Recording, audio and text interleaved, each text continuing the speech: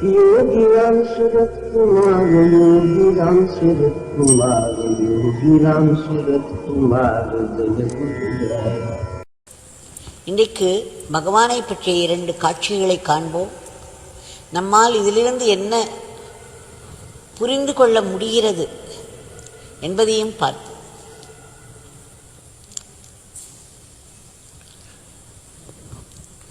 ஒருமுறை திரு ஜனார்தனன் அவர்கள் சன்னதி திரு வீட்டிற்கு சென்றிருந்த பொழுது ஒரு துக்க நிகழ்ச்சியை பற்றி சொன்னார். அவருடைய மனைவியையும் அழைத்து சென்றிருந்தார். திருமதி விஜயா அவர்கள் அழுது கொண்டே இருந்தார்கள். ஏனென்றால் அதற்கு சமீபத்தில்தான் அவருடைய தாயாரும் சகோதரரும் ஒரு வாகனத்தில் பயணம் செய்து கொண்டிருந்த பொழுது ஒரு விபத்தில் இறந்து விட்டார்கள். எப்படி இருக்கும்? எப்பேற்பட்ட துக்கத்தில் இருந்தார் அவர். துக்கம் தாழவே முடியவில்லை, அவரால் தாங்க முடியவில்லை. அழுது கொண்டே இருந்தார் சுவாமியின் முன்பு. சாதாரணமாகவே பெரியவர்களை பார்த்தால் நம்ம அறியாமல் நமக்குள் இருக்கும் துக்கம் பீரிட்டு வெளியே வரும். நமக்கே தெரியாது ஏன் அழுகிறோம் என்று. அந்த தெய்வ சன்னிதானத்தில் அப்படி நடக்கும். அன்றைக்கு அவர் மிகவும் அழுது கொண்டே இருந்தார். அவருடைய தாயார் ஒரு கோவிலுக்குத்தான் சென்று கொண்டிருந்தார். ஒரு மாரியம்மன் கோவிலுக்குத்தான் சென்று கொண்டிருந்தார். அதுவும் அதனுடைய சமீபத்தில் 1 கிலோமீட்டர் தூரத்திலேயே இந்த விபத்து நிகழ்ந்தது. அவர்கள் கோவிலை சென்று அடையும் முன்பே அந்த 1 கிலோமீட்டர் தூரத்திலே இந்த விபத்து ஏற்பட்டு அவர்கள் உயிரிழந்தார்கள். அவரால் தாங்கவே முடியவில்லை. பகவான் அவரை அழவிட்டார். அது மட்டுமல்ல, அவரிடம் கேள்வி மேல் கேள்வி கேட்டு இன்னும் அவர் அழுவதை தூண்டிவிட்டார். என்ன விஜயா, தெய்வத்தை பார்க்கத்தானே சென்றார்கள் உன்னுடைய அம்மா? அப்படி இருக்கும் பொழுது இந்த மாதிரி விபத்து நேர்ந்து விட்டதா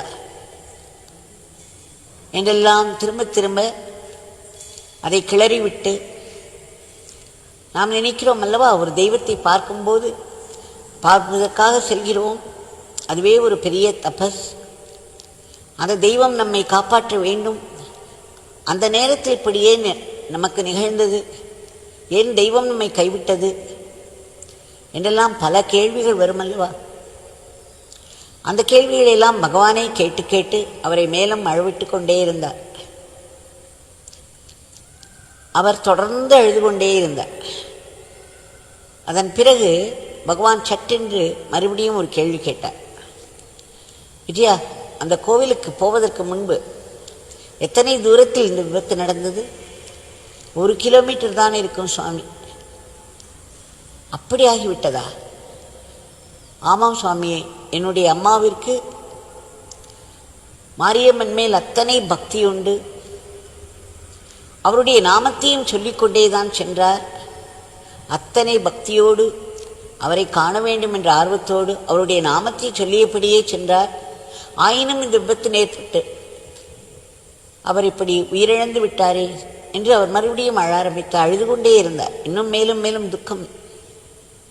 உடனே இத்தனை நேரம் கேள்வி மேல் கேள்வி கேட்டு அதை தூண்டிவிட்டு அவரை இன்னும் அழ வைத்துக் கொண்டிருந்த பகவான் சட்டென்று தன் கேள்வியின் போக்கை மாற்றினார். விஜயா, ஒரு நிமிடம் நினைத்துப்பார். உன் அம்மா அந்த தெய்வத்தையே நினைத்து கொண்டே சென்றிருக்கிறார். அவருடைய நாமத்தை சொல்லிக்கொண்டே சென்றிருக்கிறார். அந்த தெய்வத்தை நோக்கி, அந்த கோவிலை நோக்கி தான் சென்று கொண்டிருக்கிறார். இந்த நேரத்தில் இப்படி ஒரு மரணம் கிடைப்பதற்கு எவ்வளவு கொடுத்து வைத்திருக்க வேண்டும் அல்லவா? இந்த பிச்சைக்காரனை போன்றவர்கள் இந்த மாதிரி ஒரு மரணம் சம்பவிக்காதா என்றுதான் ஏங்கிக் கொண்டிருக்கிறோம். உன் அம்மாவிற்கு எப்பேற்பட்ட ஒரு பெரிய பாக்கியம் கிடைத்துள்ளது பார்த்தாயா? அவர் அந்த தெய்வத்தை நினைத்தபடியே சென்றார். அவருடைய நாமத்தை சொல்லியபடியே சென்றார். அதை நோக்கிதான் சென்று கொண்டிருந்தார். அப்பொழுது இந்த மரணம் நிகழ்ந்தது. ஒரு பெரிய பாக்கியம். இதை நினைப்பதை விட்டு இப்படி அழுது கொண்டிருக்கிறாயே, ஏதோ அது ஒரு துர்பாகியம் என்று நினைத்து அழுது கொண்டிருக்கிறாயே என்று ஒரு போடு போட்டார். அதுவரை அழுது கொண்டிருந்த திருமதி விஜயாம்மா சிரிக்க ஆரம்பித்து விட்டார்களாம். அவருடைய மனப்போக்கு சட்டென்று மாறிவிட்டது. பகவானுடைய அந்த தெய்வீக பவரினாலா அல்லது அவர் கேட்ட அந்த கேள்வியில் இருந்த உள்ளர்த்தத்தினால் ஒரு நிமிடம் நாம் நினைத்து பார்த்தோமானால் பகவானுடைய தெய்வீக சக்தியும் சரி, அவர் கேட்ட கேள்வியின் அர்த்தமும் சரி, இரண்டுமே தெய்வீக சக்தி தான். நமக்கு வாழ்க்கையின் நோக்கத்தையும் வாழ்க்கையின் அர்த்தத்தையும் இந்த ஒரு கேள்வியில் அவர் எப்படி புரிய வைத்து விட்டார். ஒரே ஒரு நிகழ்வை ரெண்டு விதமாகவும் பார்க்கலாம். இந்த மரணத்தை துர்பாக்கியமாக கருதலாம். இறைவனை நோக்கி சென்று கொண்டிருக்கிறோம், இப்படிப்பட்ட ஒரு விபத்து நேர்ந்து விட்டதே, இந்த இறைவனா, அவர் எப்பேற்பட்ட இறைவனாக இருக்க முடியும் என்றெல்லாம் நாம் அவரை தூற்றலாம். இது ஒரு விபத்து, இறந்து போய்விட்டார் என்ற ஒரே ஒன்றை மட்டும் மனதில் கொண்டு நாம் அதை ஒரு பெரிய துர்பாக்கியமாக எப்படி வேண்டுமானாலும் நினைத்துக் கொள்ளலாம். நாம் நினைத்துக் கொள்வதற்கு தகுந்த மாதிரி தான் நம்மிடமிருந்து ரியாக்ஷன் வரும். அதுதான் நம்முடைய துக்கத்துக்கும் சுகத்துக்கும் காரணமாகிவிடும். பகவான் கேட்ட கேள்வியை நினைத்து பாருங்கள். அவருடைய அம்மா, வேளை வந்துவிட்டால் மரணம் சம்பவிக்கத்தான் நேரும், யாராலும் தடுக்க முடியாது. நான் ஒரு மகாத்மா சொல்வதை கேட்டிருக்கிறேன். இந்த உடலானது நம்முடைய கர்மங்களை எல்லாம், பழைய கர்மாக்களை எல்லாம் செயல்படுத்தி இல்லாமல் செய்வதற்கும் புதிய கர்மாக்களை உண்டாக்குவதற்கும் தான் வருகிறது. பழைய கர்மாக்களை எல்லாம் நாம் அதற்குரிய பலன்களை அனுபவிக்க வேண்டும். அதே சமயம் நாம் புதிய கர்மாக்களையும் உண்டு பண்ணிக் கொள்கிறோம். அதனால் நமக்கு அடுத்த பிறவி வாய்க்கிறது. இப்படி இந்த சிருஷ்டி என்பது தொடர்ந்து நடைபெற வேண்டுமானால் இந்த கர்ம நியதி என்பது நடந்து கொண்டே இருக்க வேண்டும். இந்த கர்ம நியதி என்ற கட்டினால்தான், இந்த கயிற்றினால்தான் இந்த சிருஷ்டி என்பதையே கட்டி போட்டிருக்கிறார் கடவுள். இந்த சிருஷ்டி தொடர்ந்து அவருடைய லீலை நடந்து கொண்டே இருக்கிறது, காலம் காலமாய். ஆக நமக்கு வாழ்வின் நோக்கம் புரிந்தால் இந்த தேகம் அதற்காக வந்த கர்மாக்களை பலன்களை எல்லாம் அனுபவித்தாயிற்று, இந்த ஜென்மத்தில் செய்ய வேண்டிய கர்மாக்களையும் உற்பத்தி பண்ணியாகிவிட்டது என்றால் அதற்கு மேல் ஒரு நிமிடம் கூட தங்காது. அதற்கு ஒரு நிமிடம் முன்னாலும் செல்லாது, ஒரு நிமிடம் பின்னாலும் செல்லாது என்று இந்த மகாத்மா சொல்லுவார். ஆக நமக்கு எப்படி இறப்பு நடக்க வேண்டும் என்பதும் எந்த நேரத்தில் நடக்க வேண்டும் என்பதும் ஏற்கனவே நிச்சயம் செய்யப்பட்டவை. அது அப்படி நடந்தே தீரும், எதனாலும் அதை மாற்றவே முடியாது. ரமண மகரிஷி அவர்கள் சொல்கிறார்கள், எது நடக்க வேண்டுமோ அது கண்டிப்பாக நடந்தே தீரும், எது நடக்கக்கூடாதோ அது கண்டிப்பாக நடக்காது என்று சொல்கிறார். ஆக எல்லாமே முன்பு நிச்சயிக்கப்பட்டவை, எல்லாம் முடிந்த கதைதான். ஆனால் அதை பார்க்கும் நோக்கத்தை, அதனுடைய கண்ணோட்டத்தை நாம் மாற்றிக்கொண்டோமானால் அது எப்படி நம்முடைய வாழ்க்கையே மாற்றி விடுகிறது. அதை ஒரு துர்பாக்கியம், துர்மரணம் என்று நினைத்தோமானால் அது அப்படித்தான். நாம் வாழ்நாள் முழுவதும் அதை நினைத்து நினைத்து நினைத்து அழுது கொண்டே இருப்போம். தெய்வத்தை இன்னும் தூரே தள்ளி வைத்து விடுவோம். ஆனால் பகவான் சொன்னது போல் அந்த மரணம் வீட்டில் சம்பவித்திருக்கலாம், மற்றவர்களோடு ஏதேனும் ஒரு வேடிக்கை பேச்சிலோ அல்லது விருந்திலோ அப்படி நிகழ்ந்திருந்தால் அது வேற மாதிரி ஆகியிருக்கும். அப்பொழுது அந்த தெய்வத்தின் நினைவு கூட இல்லாமல் இருந்திருக்கலாம். ஆனால் தெய்வத்தின் நாமத்தை சொல்லி அவரை காண வேண்டும் என்ற ஆர்வத்தோடு அந்த தெய்வத்தின் கோவிலை நோக்கி செல்லும் பொழுது இது நிகழ்ந்தால் இது எப்படி துர்மரணம் ஆகும், இது எப்படி துர்பாகியம் ஆகும்? சென்றவர்களுக்கு அது ஒரு பெரிய பாக்கியம் என்பதை சுட்டி காண்பித்து அப்படி நினைத்து கொண்டால் நாம் அழுவதை நிறுத்தி விடுவோம். திருமதி விஜயாம்மா அவர்கள் சிரிக்க ஆரம்பித்தார்கள் என்று அவர் எழுதியிருக்கிறார். எப்படி ஒரு நிமிடத்தில் நம்முடைய கண்ணோட்டத்தை, வாழ்க்கையின் கண்ணோட்டத்தை மாற்றிக்கொண்டோமானால் எல்லாமே மாறிவிடுகிறது. நம்மில் சிலர் எப்பொழுதும் நம்மிடம் இல்லாத ஒன்றை, ஏதேனும் ஒரு குறையை மட்டுமே நினைத்து நினைத்து நினைத்து குறைபட்டு கொண்டே இருந்து வாழ்நாளை செலவிட்டு விடுவோம்.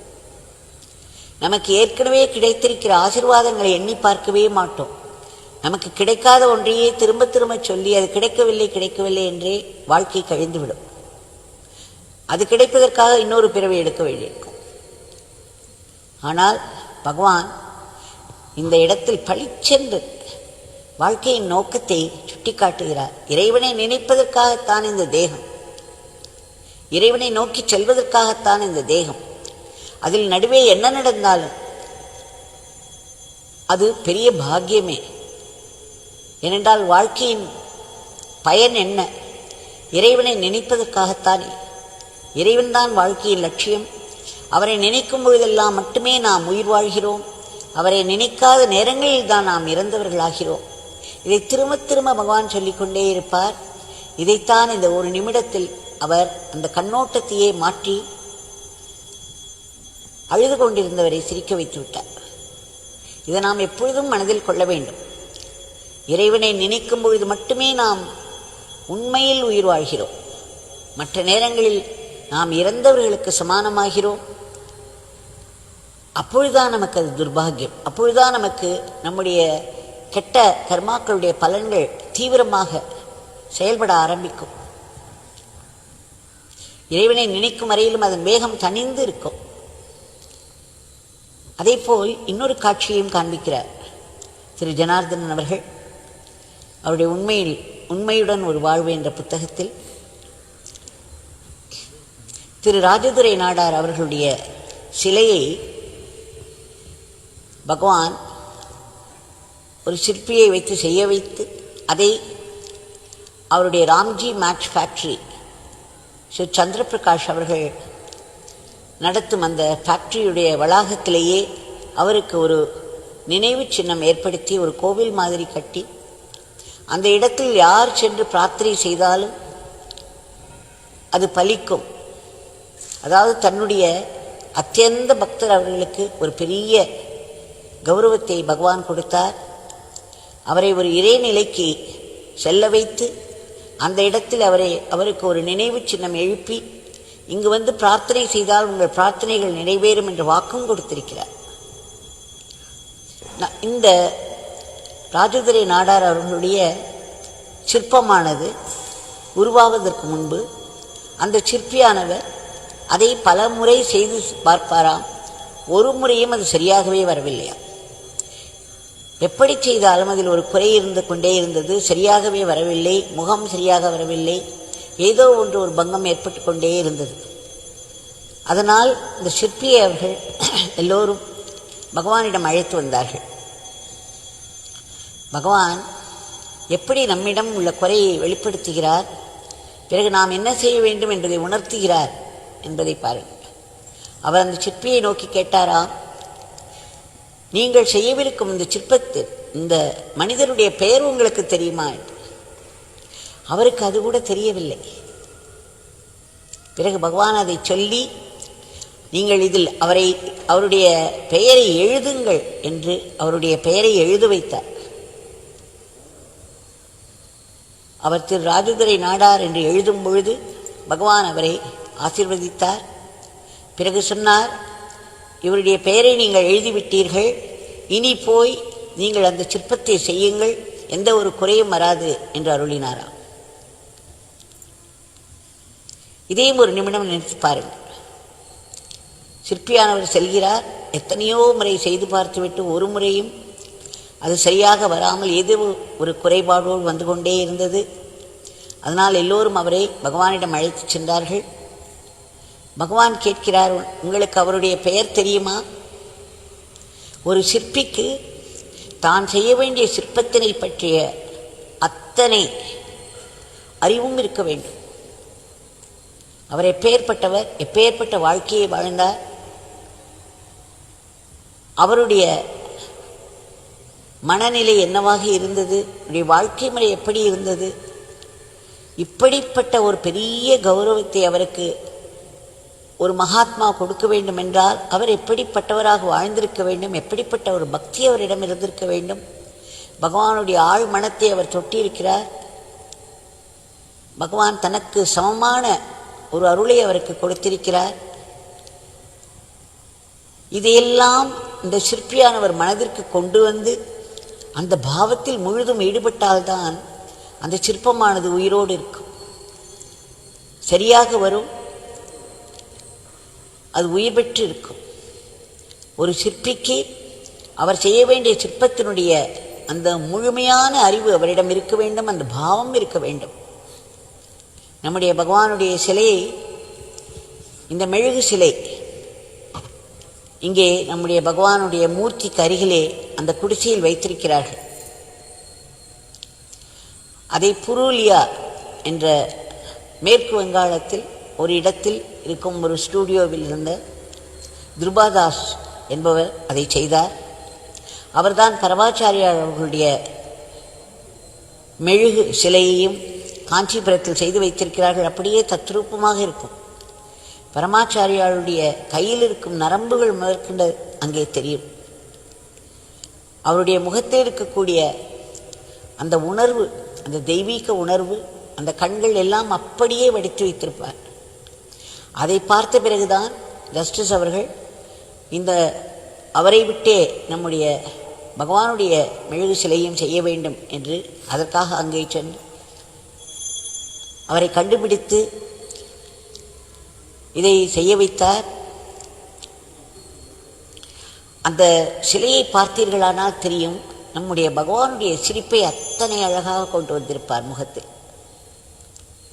நம்முடைய பகவானுடைய சிரிப்பை, அந்த பாவத்தை பிடித்து ஒரு சிலையில் வடிப்பது என்பது அவ்வளவு கஷ்டம். கை கால்கள் எல்லாவற்றையும் பகவானுக்கு இருப்பது போலவே வடித்து விடலாம், அவைகளெல்லாம் அளவுகள். ஆனால் அந்த முகத்தில் இருக்கக்கூடிய அந்த உயிர் துடிப்பு, அந்த கண்கள், சிரிக்கும் கண்கள், அந்த சிரிக்கும் புன்னகை உதடுகள்,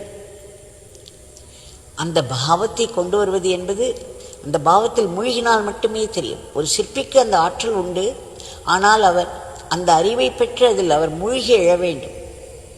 அப்பொழுதுதான் அவர் வடிக்கும் சிலை முழுமை பெறும். நன்கு ஆசிரமத்துக்கு வரும்பொழுது நம்முடைய பகவானுடைய மெழுகு சிலையை பார்த்தீர்களானால் தெரியும், அவருடைய முகத்தில் இருக்கும் அந்த புன்சிரிப்பு. நான் ஒவ்வொரு முறையும் வியப்பேன், எப்படி துருபாதாஸ் அவர்களால், அவர் பகவானை பார்த்ததே இல்லை. இங்கிருந்து நாங்கள் அனுப்பிய ஆசிரமத்திலிருந்து ஜஸ்டிஸ் அவர்கள் அனுப்பிய ஃபோட்டோக்கள் எல்லாம் சிறிய அளவில் தான் இருந்தன. அதன் பிறகு துருபாதாஸ் சொன்னார், அவரிடம் ஹிந்தியில் பேச வேண்டியிருந்தது. அப்பொழுது அந்த சமயங்களில் நான் தான் அவருடன் ஹிந்தியில் பேசுவேன். அப்பொழுது அவர் சொல்வார், அம்மா, எனக்கு அனுபவங்கள் எல்லாம் ஏற்பட்டது, இவரை பற்றி நான் படித்தேன், இவரை பற்றி தெரிந்து கொண்டேன், இவரை பற்றி நினைத்து கொண்டே இருந்தேன். அதனால் எனக்கு அனுபவங்கள் எல்லாம் ஏற்பட்டது.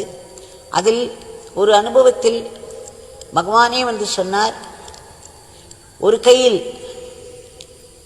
அந்த விசிறி சிரட்டை இருக்க வேண்டும், இன்னொரு கை உயரை தூக்கி ஆசீர்வதித்தபடி இருக்க வேண்டும் என்று. ஏனென்றால் இங்கு சொல்லியிருந்தது 2 கைகளையும் தூக்கி ஆசீர்வதித்தபடி இருக்க வேண்டும் என்று.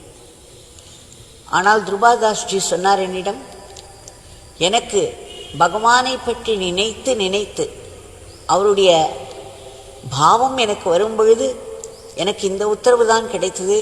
அதனால் எனக்கு எப்படி வந்ததோ அப்படியே நான் அந்த சிலையை வடித்து விட்டேன் என்று சொன்னார். அவ்வளவு முக்கியம். அந்த சிற்பியானவர் அது ஒரு பெரிய தபஸ்யாவாக செய்ய வேண்டும். பார்க்கப்போனால் நாம் எந்த ஒரு காரியத்தை கொடுத்தாலும், ஒரு இடத்தை பெருக்கி துடைக்க வேண்டும் என்றாலும் அதை நாம் முழு மனத்தோடு முழுமையாக அதில் ஈடுபட்டு செய்தோமானால் அதுவே பூஜையாகும்.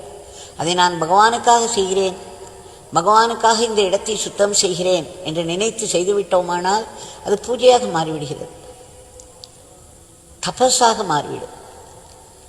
இந்த இரண்டு காட்சிகளும் என் மனதிலே எழுப்பிய எண்ண அலைகளை இன்றைக்கு பகிர்ந்து கொண்டேன். இதில் நிச்சயமாக தெரிகிறது, எந்த ஒரு கண்ணோட்டத்தில் நாம் வாழ்க்கையை நடத்துகிறோமோ, எந்த ஒரு கண்ணோட்டத்தில் எந்த ஒரு நிகழ்வையும் நாம் பார்க்கிறோமோ, அதற்கு தகுந்தாற்போல் நம்முடைய மனநிலை அமையும். எந்த ஒரு காரியத்தை செய்தாலும் அதனுடைய முழுமையான அறிவோடு அந்த பாவத்தில் நாம் செய்தோமானால் அதுவும் உயிர் துடிப்போடு முழுமை பெறும். அதுவே பெரிய தவமாகிவிடும். இன்றைய பிரார்த்தனையை பகவானுடைய திருவடிகள் சமர்ப்பிப்போம்.